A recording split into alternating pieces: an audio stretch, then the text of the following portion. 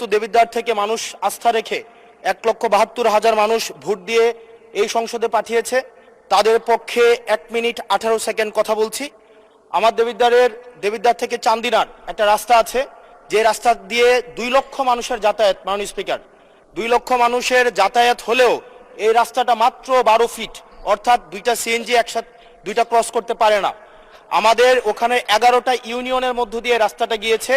এই রাস্তাটাকে যদি আমরা প্রসারিত করতে পারি, তাহলে ওই ইউনিয়নগুলোতে আমরা শিল্প এবং বিভিন্ন ধরনের আমরা কোল্ড স্টোরেজ, আমরা কর্মসংস্থানের ব্যবস্থা করতে পারবো, যেহেতু ওই রাস্তাটা হচ্ছে ঢাকা চিটাগং হাইওয়ের একটা রাস্তা। এবং এই রাস্তাটা যদি আমরা প্রশস্ত করতে পারি, তাহলে আমাদের কুমিল্লা থেকে, আমাদের ঢাকা থেকে যে সিলেটের যে যাতায়াত, সেই যাতায়াত হচ্ছে আমাদের 40 কিলোমিটারের মতো কমে যাবে। মাননীয় স্পিকার, সার্বিক দিক বিবেচনায় কর্মসংস্থান বৃদ্ধি এবং যোগাযোগ হচ্ছে আমাদের 40 কিলোমিটার কমানোর জন্য আমাদের কুমিল্লা, আমাদের দেবিদ্বার থেকে চান্দিনার যে রাস্তাটা আছে সেটা 12 ফিট আছে।